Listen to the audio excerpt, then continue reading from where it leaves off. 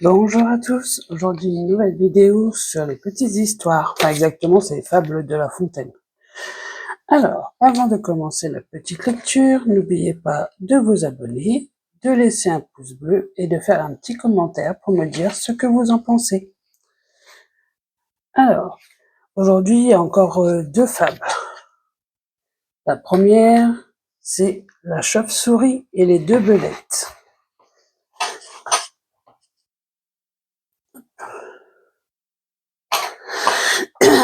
Un jour, une chauve-souris entra par hasard dans un terrier d'une belette. « Tu tombes bien, s'écria la belette, j'adore les souris. C'est ma nourriture préférée. Je ne mange même que ça. Et là, mets tes lunettes, mais répliqua aussitôt la chauve-souris. Si tu avais une meilleure vue, tu constaterais que je ne suis pas une souris. Regarde donc, j'ai mes ailes. Elle déploie ses grandes ailes aussi noires que la nuit. La belette, pas très convaincue, lui tournait autour en pensant. On dirait pourtant bien que c'est une souris. Je suis un oiseau, grâce à Dieu, s'écria la chauve-souris. Je vole joyeusement d'arbre en arbre. Vive les oiseaux, vive ces petites merveilles de la nature. Et à force de sautiller tous les sens en battant les ailes, la chauve-souris finit par convaincre la belette qu'elle était un oiseau. Et elle eut ainsi la vie sauve. Mais il faut croire qu'elle n'avait pas de chance, car quelques jours plus tard, elle entra par hasard dans un terrier d'une autre belette. Or, celle-là, contrairement à la précédente, se nourrissait uniquement d'oiseaux. Je vais t'attraper et je mangerai de bon appétit, dit-elle en se lançant à la poursuite de la chauve-souris.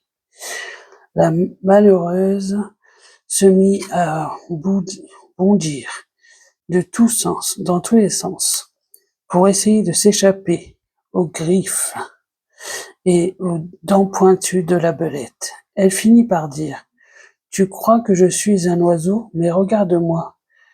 Je n'ai pas de plumes, alors que tous les oiseaux en ont. » La belette s'arrête aussitôt de poursuivre la chauve-souris, qui ajouta: « pourrais-je être un oiseau? Tu vois que je n'ai pas de bec. En réalité, je suis un rat. Tu devais t'en rendre compte. Vive les rats qui trottinent joyeusement dans les champs, en se régalant de graines et en craignant les chats. Quand tous les chats finissent au fond de la mer. » Et la chauve-souris fit si bien qu'elle finit par convaincre la belette qu'elle était un rat, et elle eut ainsi la vie sauve. Comme cette chauve-souris, bientôt beaucoup d'êtres humains savent changer d'aspect pour s'adapter aux circonstances, pardon. Plutôt pas mal, j'aime bien. La prochaine fable du jour, c'est la chienne et son ami. Oh là. Alors, la chienne et son ami. Une chienne qui allait bientôt mettre bas, alla voir une autre chienne et ses amis, et lui dit: « Toi qui es si gentil, pourrais-tu me prêter ta niche? Je te la rendrai dès que mes petits seront nés.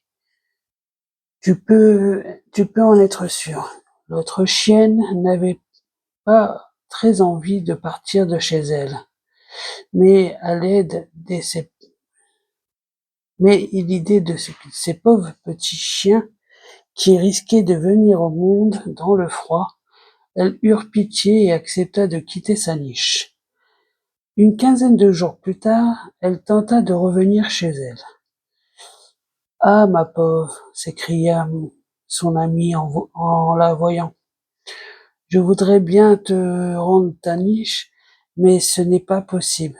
Mes petits sont encore trop fragiles pour retrouver sans abri. »« Je comprends, dit l'autre.